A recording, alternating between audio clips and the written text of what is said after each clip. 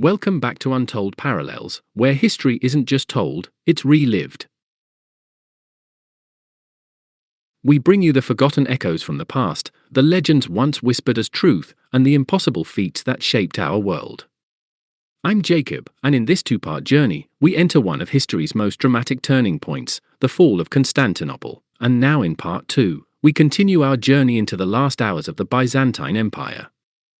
Thank you for joining us again as we uncover not just the battle, but the myths and legends that rose from its ashes. In part 1, we explored the city of Constantinople, its glorious past, its unbreakable walls, and the omens that haunted its final days. In this video, we witness the final siege, the bravery of Emperor Constantine XI, and the birth of a new world order.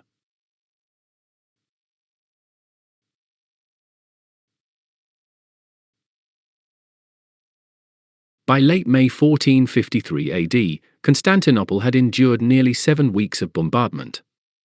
The walls bore scars of constant cannon fire, and though patched each night, their strength was failing.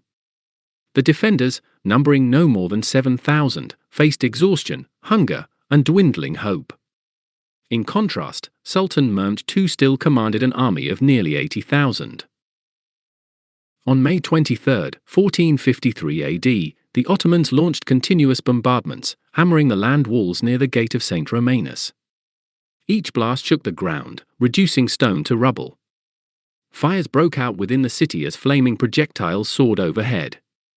The defenders worked without rest, shoring up walls, digging trenches, and praying. It was during these days that a terrible storm hit Constantinople. Lightning struck the Hagia Sophia, the great cathedral built in 537 AD, which many saw as the spiritual heart of the empire. Chroniclers recorded that flames seemed to rise from its dome, casting eerie shadows. To many citizens, it was a sign from heaven, a final warning that divine protection had been withdrawn. The Hagia Sophia was not just a building, it was the heart and soul of Constantinople, a cathedral that seemed to touch the heavens themselves. Completed in 537 AD under Emperor Giustinian I, and designed by the brilliant architects Isidore of Miletus and Anthemius of Tralles, it was a masterpiece of human ingenuity and divine ambition. Its massive dome soared above the city like a suspended miracle, casting an ethereal light across the vast interior. Walls glittered with golden mosaics, marble floors shimmered beneath the faithful, and intricately carved columns framed the awe-inspiring space. To step inside was to feel the weight of centuries, the presence of emperors, saints, and countless worshippers who had knelt in prayer beneath its soaring arches. For the Byzantines, it was more than a church, it was a symbol of God's favor, the empire's glory, and the unshakable spirit of a city that had stood at the crossroads of the world for over 1,000 years. Legends whispered that the very angels walked its halls, guarding it, and that its sacred aura could protect the city itself.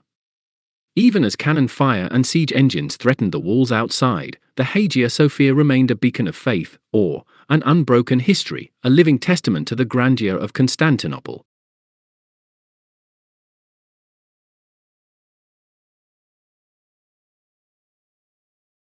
Emperor Constantine XI Palaiologos knew the end was near.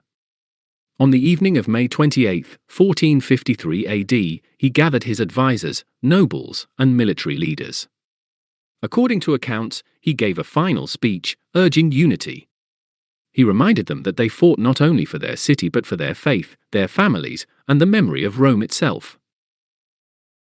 That night, he led a solemn procession to the Hagia Sophia.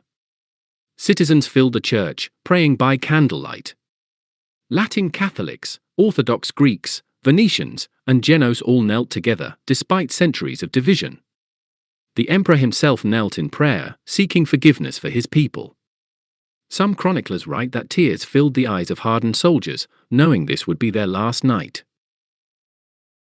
A legend grew from this moment, that deep within the Hagia Sophia, an angel appeared and promised that the city would one day return to Christian hands. The angel, it was said, turned the altar into stone and concealed the sacred relics until that day. To this day, some in Greece and Orthodox tradition still whisper that Constantinople will rise again when the time is right. The final assault in the early hours of May 29, 1453 AD, Mehmed II launched his final assault. The attack began before dawn, around 1:30 a.m. Waves of troops surged against the battered walls. First came irregular infantry, meant to exhaust the defenders. Then the real danger. Among the vast army besieging Constantinople, two groups stood out as the harbingers of doom for the city's defenders. The Anatolian troops, seasoned warriors from the rugged heartlands of the Ottoman realm, carried the weight of countless battles on their shoulders. Skilled in sword, spear, and bow, they pressed forward with a relentless rhythm, their movements disciplined and precise, each step a reminder of the empire's unstoppable might. Yet it was the Janissaries, the Sultan's elite corps, that struck true terror into the hearts of those behind Constantinople's legendary walls. Recruited as children from Christian families and trained from the earliest age in loyalty, martial skill, and unwavering obedience, the Janissaries were the embodiment of a warrior's perfection.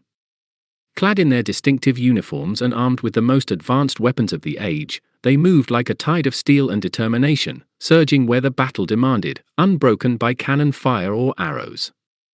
For the Byzantines, merely seeing the organized ranks of these soldiers was enough to sow dread and despair. Together, the Anatolian troops and Janissaries were more than an army, they were a force of inevitability, a living symbol that the old world of Constantinople, with its ancient walls and sacred domes, would soon face the unrelenting march of history. The battle was brutal. The defenders, led by Emperor Constantine and Giovanni Giustiniani, fought desperately. Giovanni Giustiniani was no ordinary soldier either. He was a living legend among mercenaries, a commander whose very presence could rally men in the face of certain death. Hailing from Genoa, he arrived in Constantinople in 1453 AD with a small but elite corps of 700 warriors, tasked with defending the city's most vulnerable walls. Tall, imposing, and exuding authority, Giustiniani moved among the defenders like a force of nature, inspiring courage where fear threatened to take hold.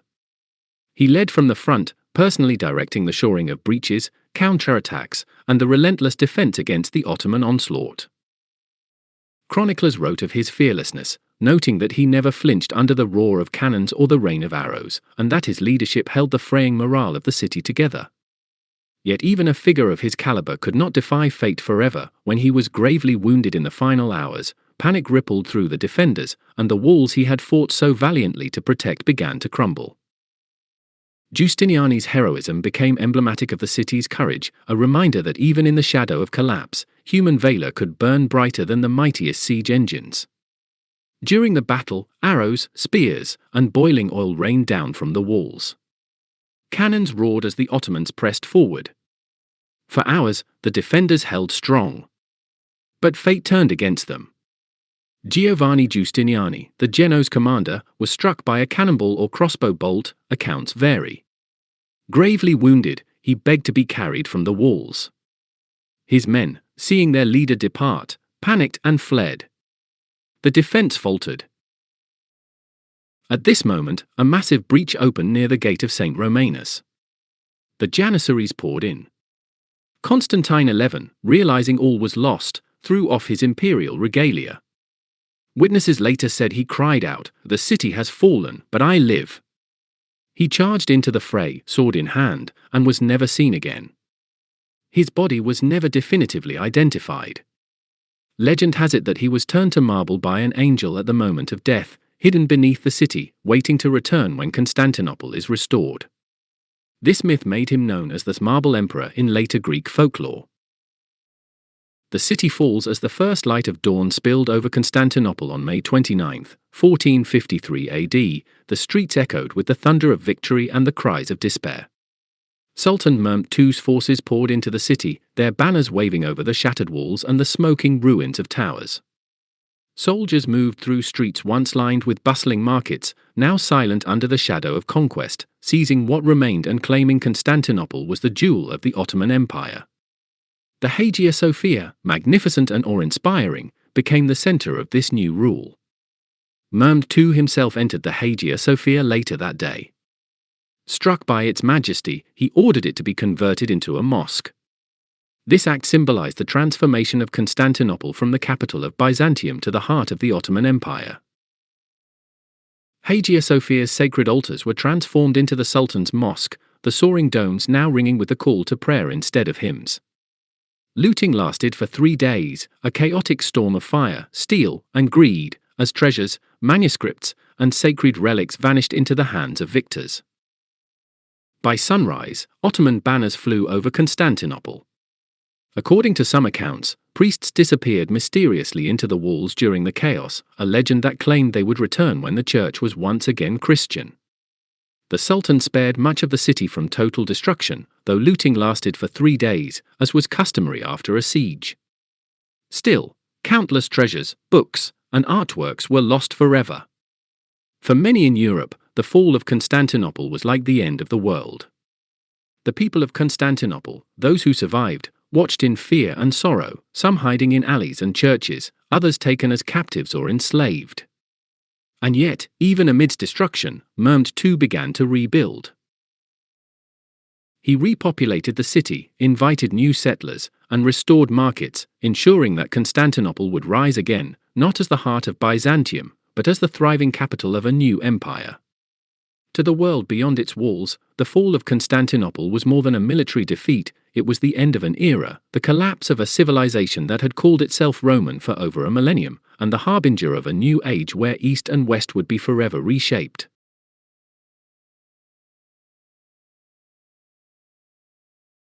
The people of Constantinople had long believed in prophecies. And in those final days, they believed they saw them come true. The lunar eclipse on May 22, 1453 AD fulfilled the ancient prophecy that the city would fall when the moon darkened. The collapsed icon of the Virgin Mary during a procession was seen as a divine withdrawal of protection. The lightning strike on the Hagia Sophia just days before the fall was taken as a heavenly sign of doom. The legend of the marble emperor, who sleeps beneath the city, promised hope for a future restoration. Amid the ruins and smoke of Constantinople, stories began to take on a life of their own, weaving myth into the memory of tragedy. Emperor Constantine XI, the last Roman ruler, became immortalized not just for his courage but for the legend that he had not truly perished. Witnesses claimed that at the moment he fell in battle, an angel appeared and turned him into marble, concealing him beneath the city's stones, waiting for the day Constantinople would rise again in Christian hands. This figure, known ever after as the Marble Emperor, became a symbol of hope and defiance, whispered in hushed tones among Greeks and Orthodox Christians for generations. Coupled with the fulfillment of ominous prophecies, these myths transformed the city's fall into something more than a historical event. It became a story of destiny, divine judgment, and the promise of rebirth, a reminder that even in the face of overwhelming defeat, the spirit of Constantinople and its emperor lived on in legend. For centuries afterward, these myths gave courage to Greeks and Orthodox Christians living under Ottoman rule. The stories turned tragedy into a kind of sacred promise that Constantinople was not truly lost, only waiting. The dawn of a new world. The fall of Constantinople in 1453 AD marked the end of the Byzantine Empire, which had lasted for over 1,100 years. It also marked the end of the Middle Ages. Europe was shaken to its core. The great Christian bastion of the East was gone, and trade routes to Asia were now dominated by the Ottomans. This event indirectly sparked the age of exploration. European powers, desperate to bypass Ottoman-controlled trade routes, sent explorers west. Just 40 years later, in 1492 AD, Christopher Columbus set sail, seeking a new route to Asia. The world that emerged after 1453 was modern, global, and profoundly changed. Mehmed II, now known as Mehmed the Conqueror, made Constantinople his capital, renaming it Istanbul. The city became the jewel of the Ottoman Empire, bridging continents, religions, and cultures for centuries to come. The fall of Constantinople was more than the end of a city. It was the end of an empire that called itself Roman, the last spark of the ancient world. Yet from its ashes rose legends, the Marble Emperor, the angel in the Hagia Sophia, and the prophecy of rebirth. It was also the beginning of a new age, one of discovery, empire, and global transformation. That brings an end to our lovely time together. Thank you so much for joining us in this two-part journey into the past. Here at Untold Parallels, we explore not only what happened, but what people believed, feared, and hoped in those moments. The echoes of the past still shape the world we live in today.